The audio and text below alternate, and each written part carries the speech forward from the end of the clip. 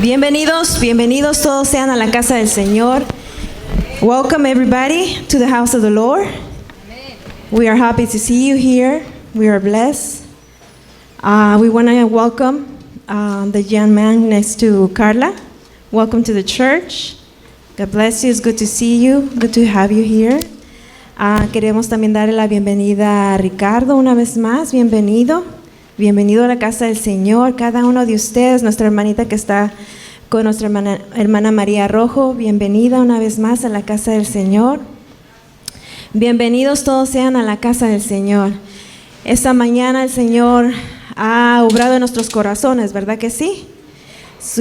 Cuando uno dice que la libertad viene a través de la alabanza, cuando hablamos, cuando cantamos, el Señor se mueve en nuestras vidas.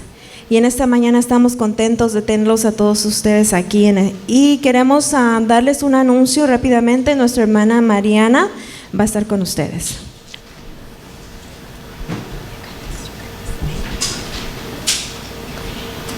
Okay, hi everybody, God bless you. Les queremos decir que septiembre 13 vamos a tener un evento especial de parte de los niños. Todos están invitados, adultos, niños, jóvenes, traigan a alguien. Vamos a tener un servicio especial corto. Vamos a hablar de los frutos del Espíritu. Vamos a tener juegos, premios, comida. So, todos están invitados. Hi everyone. We're having a special event September 13. Everyone's invited, kids, teens, adults. Come, we're going to be talking about the fruits of the Spirit. We're going to have a short service, and we're going to have, food, games, and prizes. So come, have fun, and join us. God bless you. Gloria a Dios. Así es que tengan listos esta fecha importante, septiembre 13, ¿ok?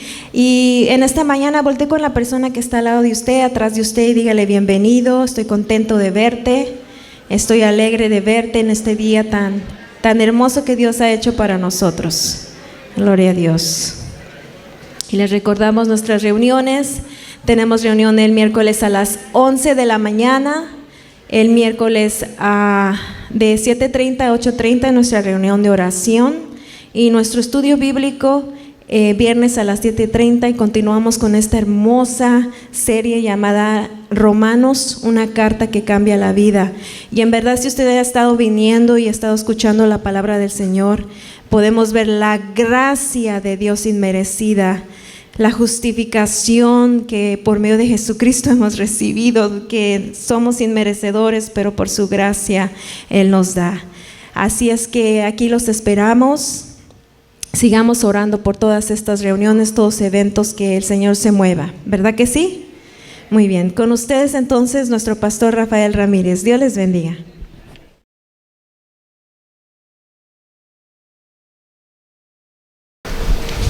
Vamos a orar. Gracias, Señor, te damos en esta hermosa mañana. Gracias, Señor, por tu misericordia. Gracias, Padre, por tu presencia. Te hemos alabado, Señor, te hemos bendecido. Gracias, Señor, por cada hermano que está aquí en esta mañana. Siempre te pedimos, Señor, por aquellos que por alguna razón no están en este día. Guárdalos, Señor, ayúdalos, Señor. Siempre, Señor, nos tenemos en nuestra mente, en nuestras oraciones. No sabemos, Señor, por lo que están pasando. En algunos casos sí, Señor, pero en otros no. Pero ayúdalos, Señor, guárdalos. Y que, Señor, podamos tenerlos, Señor, en los próximos días aquí en tu casa. Ahora, Dios mío, al exponer tu palabra, ayúdanos, oh Dios, ayúdanos, Señor, ayúdanos, Padre Celestial. Gracias, porque tu palabra dice que toda buena dádiva, todo don perfecto desciende de lo alto. Y lo que vamos a ver en esta mañana, Señor, sin duda que es algo bueno, aunque, Dios mío, tenemos que reflexionar en estas cosas, Señor. Y a veces hay verdades que no son tan aceptables, Señor. A veces nos cuesta aceptarlas, pero Señor, tú lo que tratas, Señor, es de bendecir nuestras vidas, Señor, de ayudarnos a crecer, Señor, en ti. Gracias, Señor, en Cristo Jesús lo pedimos. Amén. Pueden sentarse, hermanos. En esta mañana, hermanos, quiero continuar con nuestra serie acerca de esta serie que le hemos llamado Leyes de la Vida Espiritual. Y hermanos, la ley que vamos a ver en esta mañana dice así: no hay crecimiento sin luchas. Podríamos también decir, no hay crecimiento sin sufrimiento, sin batallas, sin pruebas. Y hermanos, esta ley nos lleva cara a cara con una realidad que algunos cristianos preferirían ignorar. Hermanos, en varios círculos cristianos, hoy en día existe la noción de que la vida cristiana es fácil. Pero, ¿quién dijo que sería así? Jesús en una ocasión dijo que su yugo era fácil y ligera su carga. Pero fue una comparación que hizo con los fariseos, ¿verdad? Las cargas que ellos imponían. Y de cualquier manera, pues un yugo es un yugo de todas maneras. Y Jesús también habló de tomar tu cruz diariamente, negándote a ti mismo y siguiéndolo a Él. Pues no hay nada fácil acerca de esto, hermanos.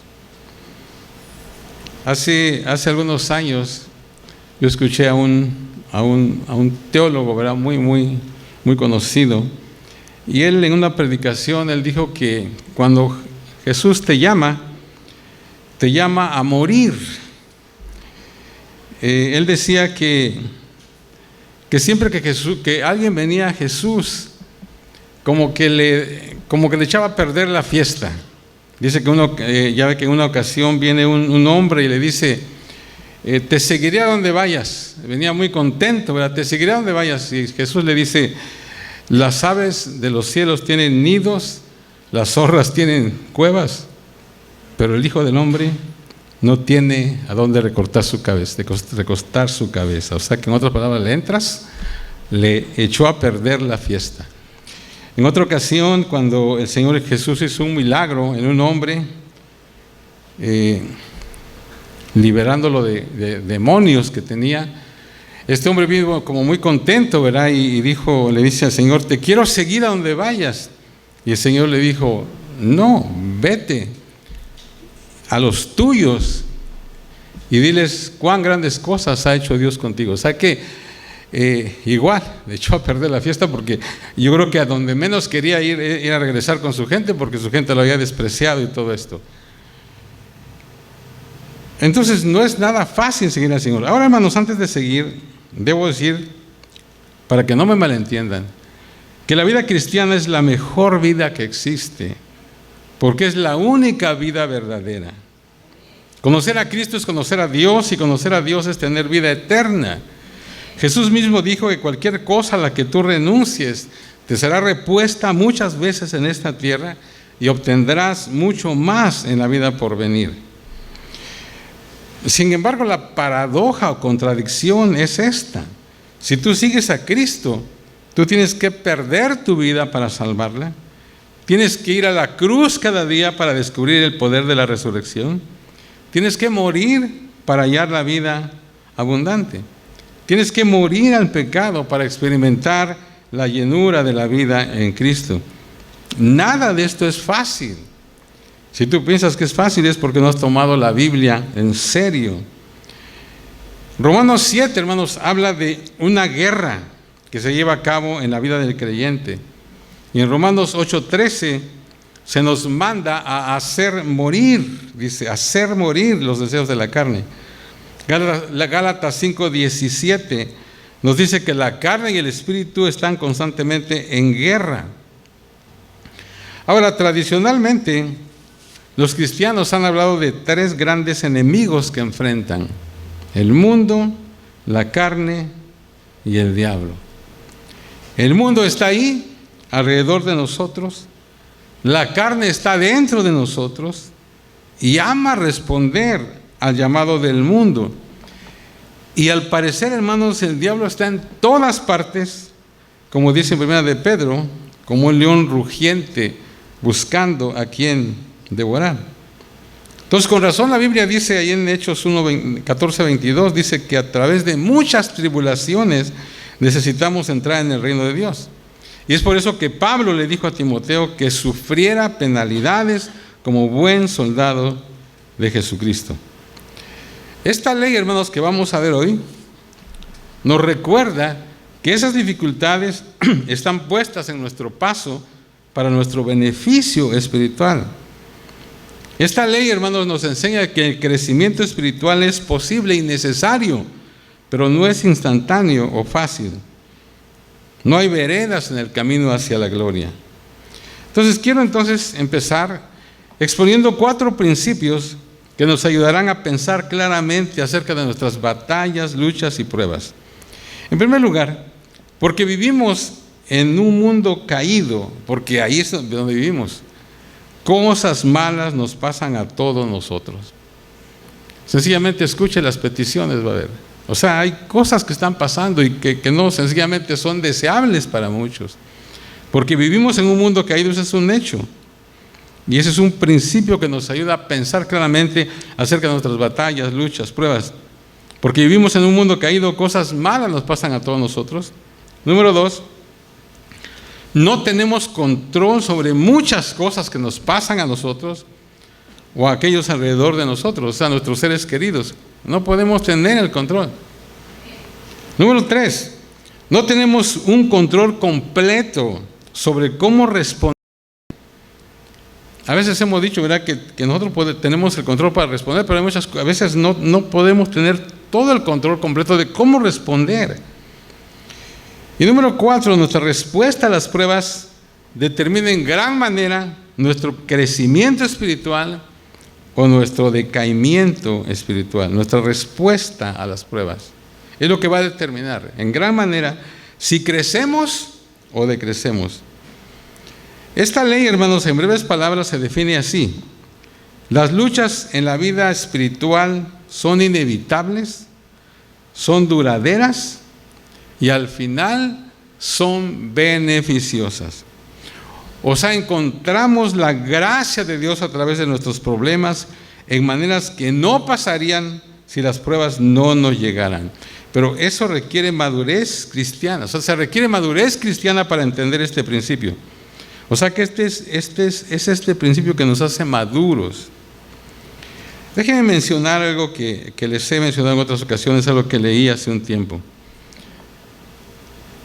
Alguien escribió esto, dijo: cuando vengan tiempos difíciles, sé un estudiante, no una víctima. Esto es algo muy interesante, ¿verdad? Cuando vengan tiempos difíciles, sé un estudiante, no una víctima. Hay muchas personas que son víctimas profesionales, siempre quejándose de qué tan dura es la vida. Pero fíjense, una víctima dice: ¿por qué me pasó esto a mí? Un estudiante dice: no me importa por qué sucedió, quiero aprender qué es lo que Dios está tratando de enseñarme. Una víctima mira sus circunstancias y dice: la vida es injusta. Un estudiante dice: lo que me pasó a mí pudo haberle pasado a cualquiera. Una víctima siente tanta pena por ella misma que no tiene tiempo para otros. Un estudiante se enfoca en ayudar a otros y de esa manera no tiene tiempo para sentir pena por sí mismo. Una víctima ruega a Dios que remueva los problemas de la vida para que sea feliz. Un estudiante ha aprendido a través de los problemas de la vida que solo Dios es la fuente de toda la verdadera felicidad. En Santiago 1, versos 2 al 4, encontramos, hermanos, guías prácticas que nos ayudarán a ser estudiantes y no víctimas cuando los tiempos difíciles lleguen a nuestra vida. Entonces vamos a pasar el resto del mensaje en estos versos. En primer lugar, tenemos aquí un mandamiento, el mandamiento. Santiago 1:2 dice: hermanos míos, tened por sumo gozo cuando os halléis en diversas pruebas. Santiago, hermanos, empieza recordándonos que tarde o temprano todos vamos a enfrentar dificultades de toda índole. La palabra enfrentar tiene la idea de caer o tropezar sobre un problema. Y así es la vida, hermanos. No importa quiénes seamos, todos estamos expuestos a situaciones difíciles, a diversas dificultades. ¿Cómo entonces deberíamos responder a estos tiempos difíciles que de repente vienen a nosotros? Santiago nos ofrece lo que parecería un consejo extraño, ¿verdad?, para nosotros. Él dice: tened por sumo gozo. Uno podría decir, hermanos, ¿es en serio, Santiago? Alguno aquí, tal vez pasando por un problema, podría decir: ¿tienes alguna idea de lo que estoy pasando? Porque esto suena, en medio de una dificultad, tener sumo gozo, suena un tanto irrealista, ¿verdad? Casi imposible. Fíjese, leí también hace tiempo de un ministro, un teólogo también. Dice que cuando leyó esta parte donde dice tener por sumo gozo, él dice que no podía creerlo. Entonces él dijo: ¿será que es lo que dice en el original? A lo mejor no está bien, a lo mejor lo tradujeron mal. Entonces él se fue a los originales y resulta de que consultó todo el original, ¿verdad?, en griego, ¿verdad?, de esto, y resulta de que exactamente lo que dice ahí es lo que dice ahí. Déjenme darles de otras versiones, porque la Reina Valera dice tener por sumo gozo, o sea, cuando os halléis en diversas pruebas, tener por sumo gozo. Pero fíjate, otra versión dice: considérense dichosos. Otra versión dice: deben sentirse muy felices cuando pasan por toda clase de dificultades. Otra versión dice que les dé gran alegría cuando pasen por diferentes pruebas. Que sí es lo que dice en el original. Ahora, muchos tendríamos muchas dificultades con este concepto. El pensamiento de tener por sumo gozo cuando los problemas vienen no es una respuesta natural. Claro que no es una respuesta natural. Si queremos una respuesta natural, podemos hablar de enojo, o desesperación, o queja, o venganza. No es natural encontrar gozo en la dificultad. Pero, hermanos, ese es el punto precisamente. Santiago no está hablando de una reacción natural. Él está hablando de una reacción sobrenatural, hecha posible por el Espíritu Santo, quien nos capacita para ver y responder desde el punto de vista de Dios.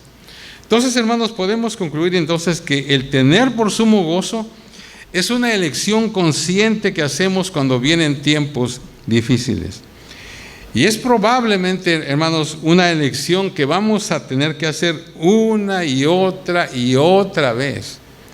Y para hacerla vamos a tener que poseer una amplia perspectiva de la vida, para entender que lo que vemos no es el capítulo final de la historia.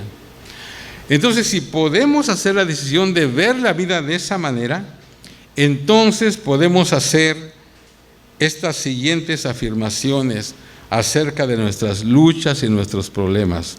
O sea, cuando venga una lucha, un problema, si tenemos la perspectiva correcta, podemos decir, en primer lugar, esto es enviado de Dios, y en segundo lugar, esto es necesario para mi crecimiento espiritual. La primera declaración, esto es enviado por Dios, refleja una alta visión de la soberanía de Dios.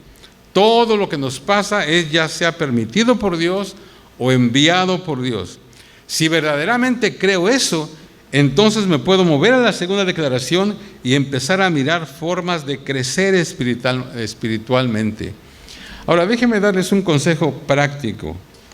No te confíes de tus sentimientos. No te confíes de tus sentimientos.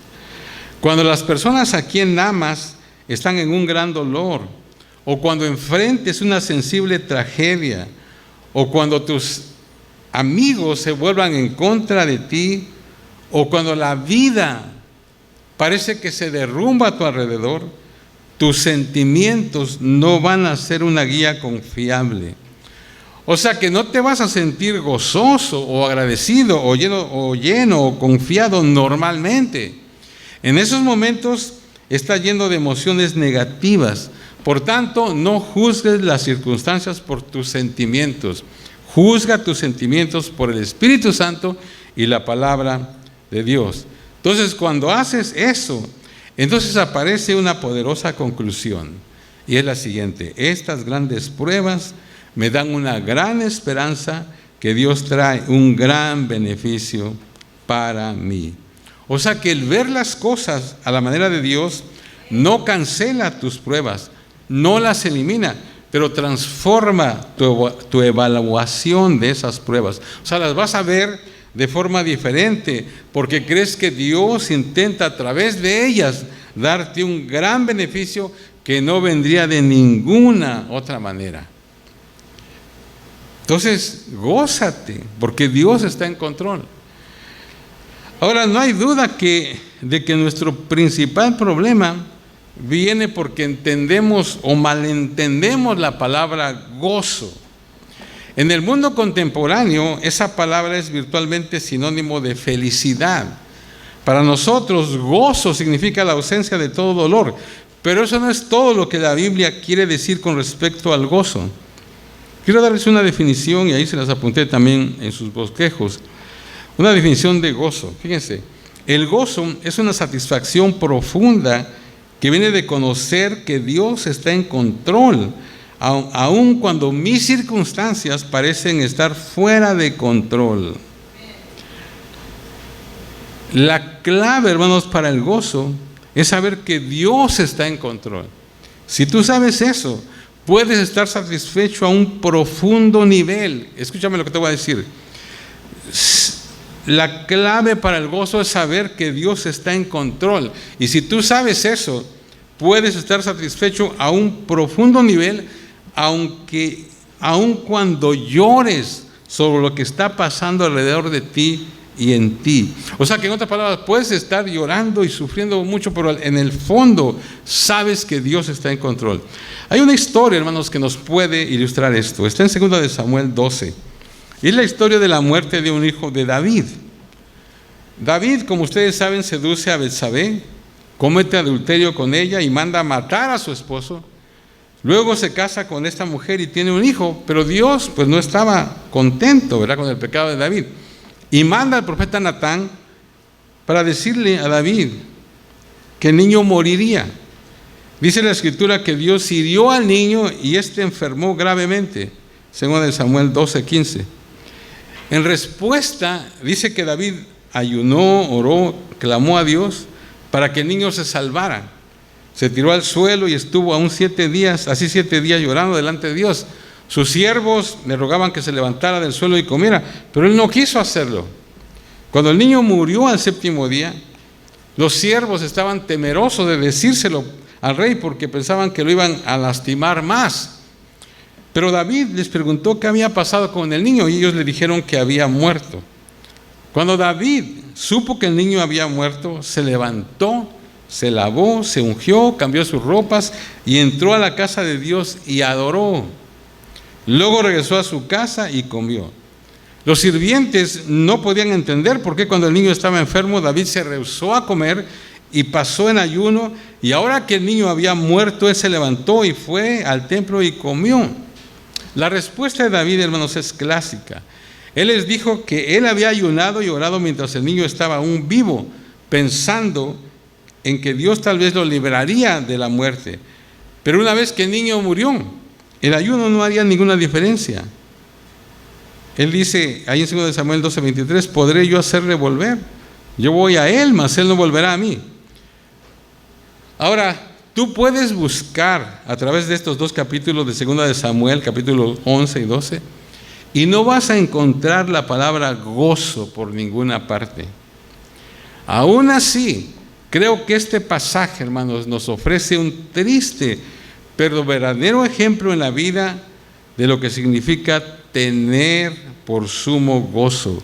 Considérense muy dichosos, aún en medio de una terrible pérdida personal.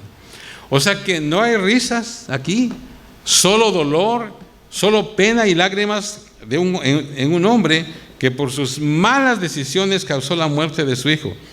Pero la respuesta de David nos muestra que en lo profundo, más profundo que su pecado, él entendía a Dios. O sea que él lloró, oró, ayunó, mientras que fue apropiado. Cuando pasó ese tiempo, él se levantó, se lavó, adoró y comió. Él entendió que a pesar de sus lágrimas, no podía detener la vida de su hijo. Él no podía y no debía ayunar, orar y llorar por siempre. O sea que hay un tiempo para llorar y tiempo para abstenerse de llorar, como dice en Eclesiastés 3. ¿Saben qué, hermanos? La pena puede ser muy egoísta. El gran predicador del siglo XIX, Alexander McLaren, dijo que una pena excesiva puede ser egoísta. Muchas personas usan alguna contrariedad, alguna pérdida, algún dolor como excusa para eludir sus responsabilidades. No hay nada más egoísta que la pena y no hay nada más absorbente, a menos que nos guardemos en contra de la tendencia de darle toda nuestra atención cuando estamos pasando por un tiempo difícil. Trabajo para otros, trabajo para Dios es nuestro mejor confortador, por supuesto al lado de la promesa del Espíritu Santo. O sea que no hay nada que aligere el peso de una larga vida de pesadumbre como hacer de ello un estímulo para una larga vida de devoción a Dios. Y si nuestra paciencia hace su obra perfecta, no permitirá que nos sentemos con los brazos cruzados, llorando por los días que ya no vendrán, pero nos llevará a una vida de servicio sacrificial y desinteresado, y en medio de ello vendrá alguna sombra de consolación y la gracia de Dios para seguir adelante a pesar de la pena. Entonces, me gustaría hacer una pregunta práctica. ¿Cómo podemos seguir cuando una pena nos visita? ¿Qué tenemos que hacer? ¿Qué deberíamos hacer cuando la tragedia llegue y sintamos rendirnos? ¿Qué deberíamos hacer cuando la tragedia llegue y sintamos rendirnos? Aquí hay 5 sugerencias que les voy a dar. En primer lugar, tienes que recordar las promesas de Dios. Recuerda las promesas de Dios. Recuerda las promesas de Dios. Esto simplemente significa descansar en la palabra de Dios. Habla contigo mismo y trae a tu mente las promesas de la presencia de Dios, su confort, su cuidado divino y su propósito de moldearte a la imagen de su Hijo. En las horas más oscuras, las promesas no vendrán fácilmente. Necesitas hacer lo que sea para alimentar tu propia alma con el pan de vida, o sea, con la palabra del Señor.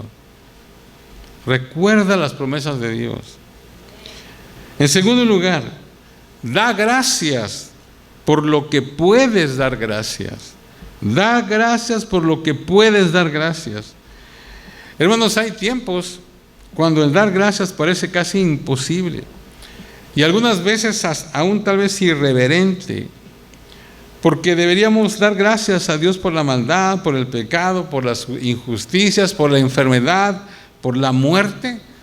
Pues no, ¿verdad? Nunca.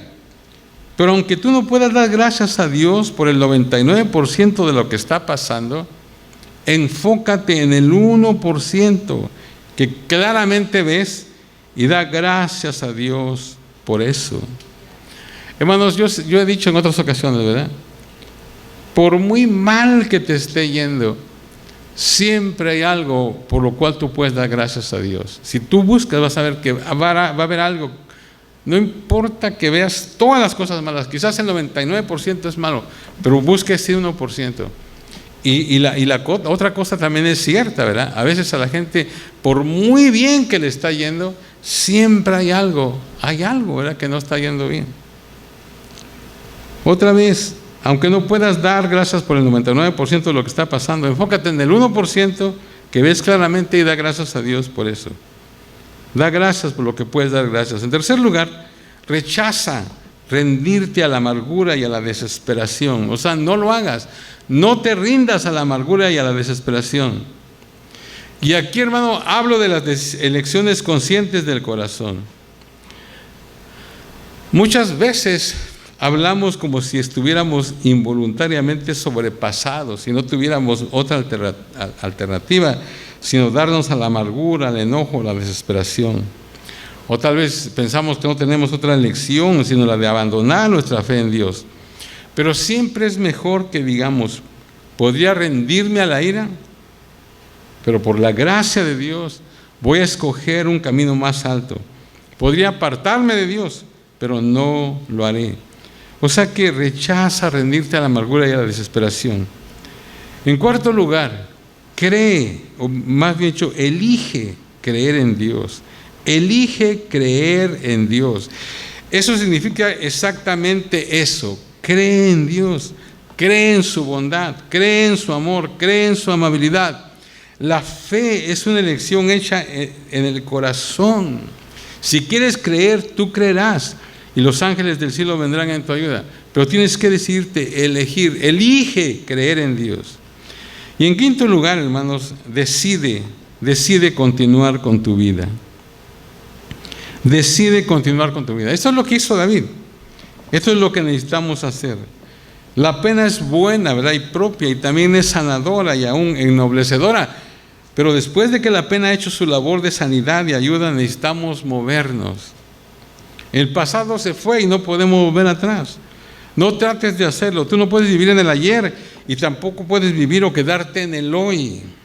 La voz de Dios nos llama a movernos hacia el mañana. Hay algo, hermanos, que se conoce como la primera ley del progreso espiritual. Y es lo siguiente, si quieres anotar. No puedo ir atrás. Esto se conoce como la primera ley del progreso espiritual. No puedo ir atrás. No puedo quedarme donde estoy. Necesito ir adelante. No puedo ir atrás. No puedo quedarme donde estoy. Necesito ir adelante. Aun si quisiéramos ir atrás, no podemos. Y no podemos quedarnos en donde estamos. El llamado de Dios es siempre hacia adelante, moviéndonos por la fe a un futuro desconocido. Esto no es fácil, pero es necesario. Y cuando lo hacemos, vamos a descubrir una fuente de gozo fluyendo para refrescar nuestras vidas mientras marchamos hacia adelante con el Señor. Entonces, el mandamiento, tened por sumo gozo cuando os halléis en diversas pruebas. Ahora, en segundo lugar, la razón. ¿Por qué tenemos que hacerlo? La razón. Dice el verso 3, sabiendo que la prueba de vuestra fe produce paciencia. Sabiendo que la prueba de vuestra fe produce paciencia. Quiero decirles, cada palabra en este texto es crucial. En primer lugar, la palabra sabiendo se refiere a un conocimiento no de la cabeza, sino se refiere a un conocimiento del corazón. La clase de conocimiento ganado por años de experiencia. Hermanos, algunas cosas, ¿verdad?, las aprendemos de los libros, pero hay otras cosas que aprendemos en la escuela de las experiencias difíciles. Aquí, hermanos, habemos gente, ¿verdad?, que ya hemos llegado, ya tenemos una edad. Yo creo que hemos pasado muchas cosas, ¿verdad?, y hemos aprendido muchas experiencias difíciles. Entonces, esta lección viene de la vida diaria. Dios quiere poner nuestra fe a prueba, sabiendo que la prueba de vuestra fe produce paciencia. Luego, la palabra prueba o probar, pues ya ustedes lo saben, se refiere al proceso por el cual el oro es purificado, ¿verdad? Entonces, es una fotografía de lo que Dios busca en nuestras pruebas de fuego. Todos vamos a estar en algún tiempo en el horno, tarde o temprano. Porque, como ustedes saben, ¿verdad?, para separar el oro de la escoria, es puesto en el horno y calentado hasta que se derrite. La escoria entonces sale a la superficie y es retirada, dejando solamente el oro puro. Y esta es una fotografía de lo que Dios busca en nuestras pruebas de fuego. Todos vamos a pasar en algún momento, o vamos a estar en el horno tarde o temprano. Y algunos tal vez vamos a pasar un tiempo extendido en el horno de la aflicción. pero el resultado es oro puro de un carácter como el de Cristo. Job habló de sus experiencias cuando él declaró acerca de Dios. En Job 23:10 dice: mas Él conoce mi camino, me probará y saldré como el oro. ¿Qué es lo que Dios, hermanos, está tratando de hacer cuando permite que sus hijos vayan por pruebas y un profundo sufrimiento? ¿Cómo usa Dios el sufrimiento en nuestra vida? Hay muchas respuestas a esta pregunta. Quiero compartirles algunas. En primer lugar, Dios quiere librarnos del pecado y purificarnos de iniquidad. Es lo primero que el Señor quiere hacer. Por eso, y para hacerlo, usa ese sufrimiento en nuestra vida. Siempre hemos dicho, ¿verdad?, de que en Dios no se desperdicia nada. Nada se desperdicia con el Señor. Cada dolor, cada aflicción, cada cosa que pases tiene un propósito. Dios quiere librarnos del pecado y purificarnos de iniquidad. En segundo lugar, Dios usa el sufrimiento para probar nuestra fe. Seguirás obedeciendo a Dios en la oscuridad. Seguirás sirviendo a Dios cuando las cosas no están yendo como querías. Te sostendrás en la verdad cuando sientes rendirte. Porque aquí es a donde pasa eso, ¿verdad? Mientras todo va bien, pues todo está bien, ¿verdad? Pero cuando viene una prueba o algo, pues mucha gente sale huyendo o se aleja de Dios. Y hay personas, hermanos, que con cualquier cosita, yo recuerdo hace unos años, conocidos, ¿verdad?, de la iglesia allá en México, una joven nos llamó y nos dijo me pidió que le diera una carta para que le dieran su visa para venir acá porque su hija estaba aquí en Las Vegas. Y entonces yo le hice una carta y se la mandé, pero por alguna razón no le dieron la visa. Eso ya tiene años. ¿Y saben qué? Nada más por eso ella se apartó del Señor. Y ella va de vez en cuando, pero se apartó por eso, porque no le dieron la visa. Entonces, Dios usa el sufrimiento muchas veces para probar nuestra fe. Tercero, Dios usa los tiempos de dificultad para hacernos humildes. Es algo muy importante también. Cuando las cosas están yendo bien, tendemos a enorgullecernos de nuestros logros. Pero cuando llegan los tiempos difíciles, no tardamos en estar de rodillas clamando a Dios. Dios, hermanos, usa los tiempos de dificultad para hacernos humildes. Y en cuarto lugar, Dios definitivamente usa los tiempos difíciles para prepararnos, para ministrar a otros. Él nos conforta, ¿verdad?, para que podamos confortar a otros. Hermanos, hay muchos cristianos que han testificado que su ministerio se expandió, tuvo un crecimiento grande al compartir con otros cómo Dios los ayudó a través de un tiempo de crisis. Y número 5, creo que Dios usa los tiempos difíciles para prepararnos para un nuevo entendimiento de su carácter. O sea que en el horno descubrimos la bondad de Dios en una manera que no habíamos experimentado antes. Hasta que tu fe sea puesta a prueba, solo será una fe teórica. Tú nunca sabes lo que crees hasta que vengan los tiempos difíciles. Entonces lo sabrás, para bien o para mal.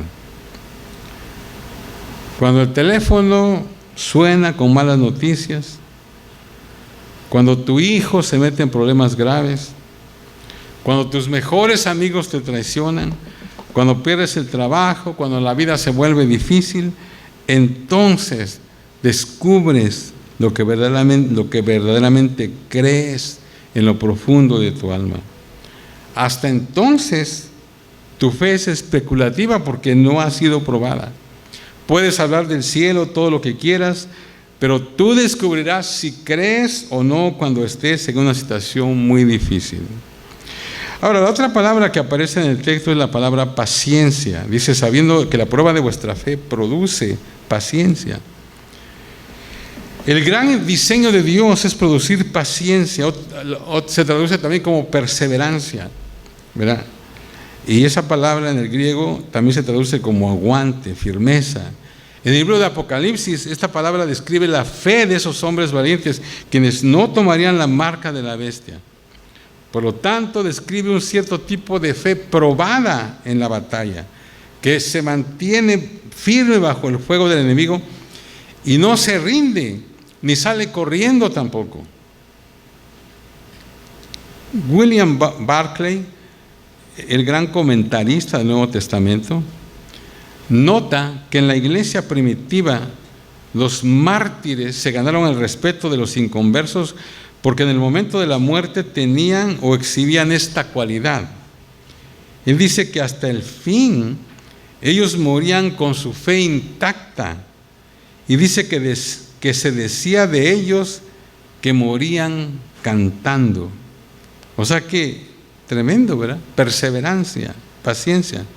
Entonces el mandamiento, tened por sumo gozo la razón, sabiendo que la prueba de vuestra fe produce paciencia. Y en tercer lugar, hermanos, tenemos la promesa: mas tenga la paciencia su obra completa, para que seáis perfectos y cabales sin que os falte cosa alguna. Hermanos, hay un proceso envuelto en nuestras pruebas que nos lleva a un producto.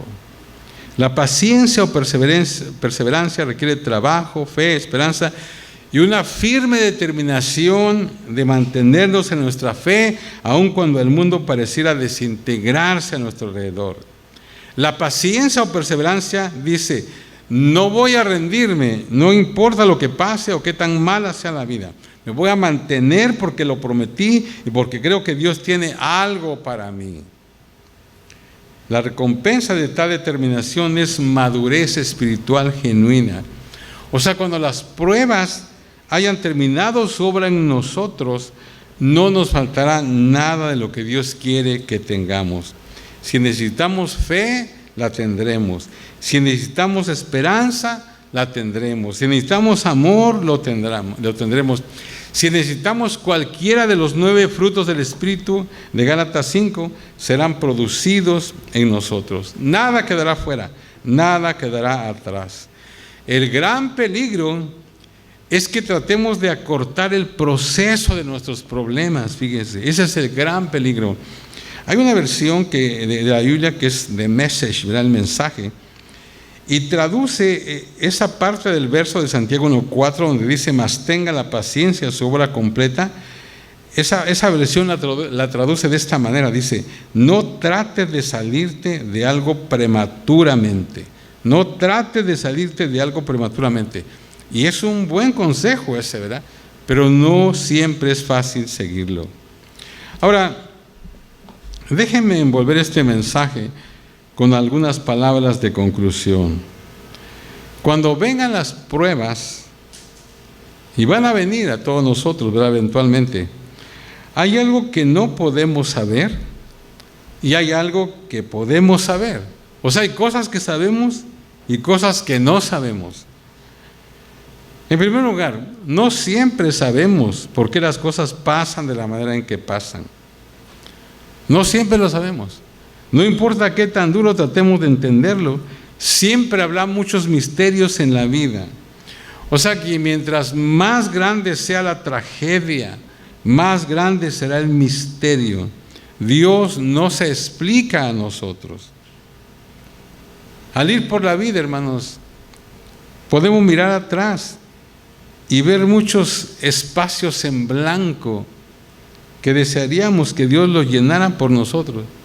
La mayoría del tiempo cargamos esos espacios sin llenar con nosotros todo nuestro camino hasta el cielo. O sea, hay muchas cosas que no vamos a saber. Pero en segundo lugar, cuando vienen tiempos difíciles, podemos saber, y esto sí lo sabemos, podemos saber que Dios está obrando en nuestras pruebas para nuestro beneficio y para su gloria. Y el decir eso, hermanos, no es más que repetir las palabras de Romanos 8:28. ¿Qué dice Romanos 8:28?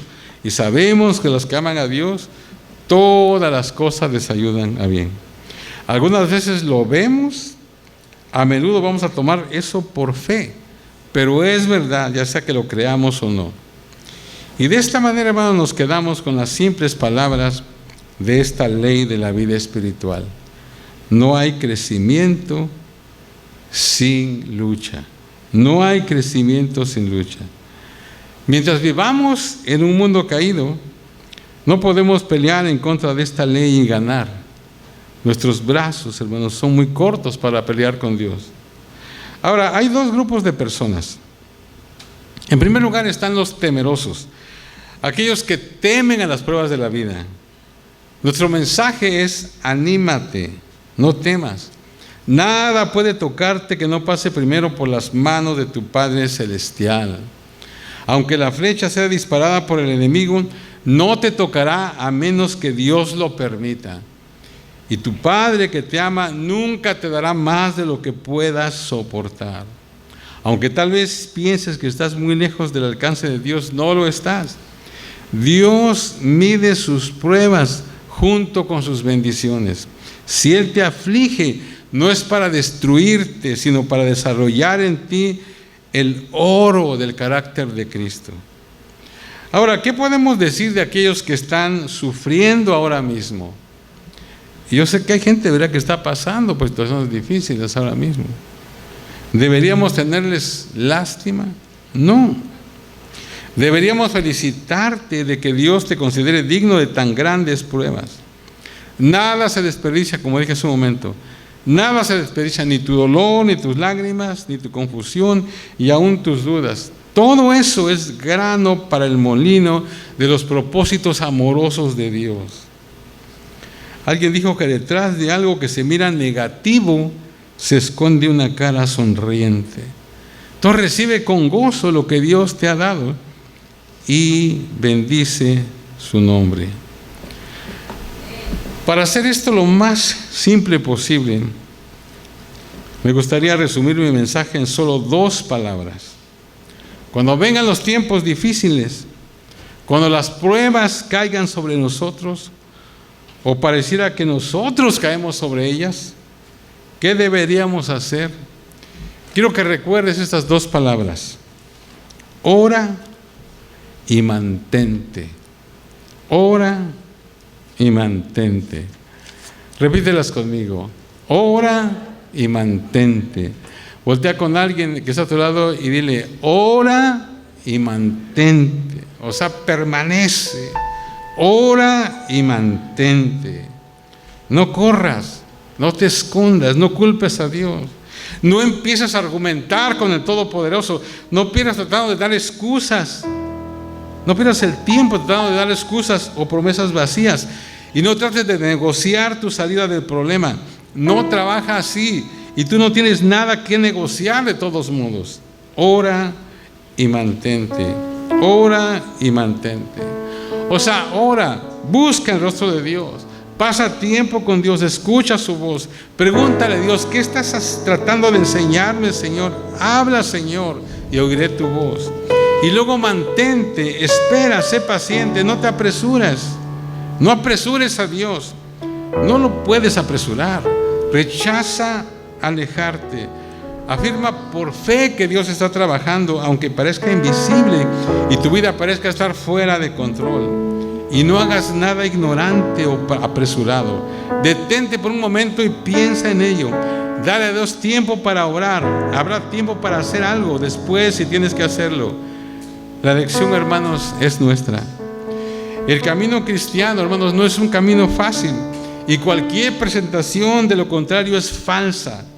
Hay vida abundante que podemos tener, y hay victoria espiritual, y hay gozo en el Señor y la llenura del Espíritu Santo, pero estas cosas no vienen sin las pruebas. La mayoría de ellas vienen a través, con y al lado de nuestras pruebas. En diferentes maneras todos estaremos luchando cada día en nuestro peregrinaje terrenal.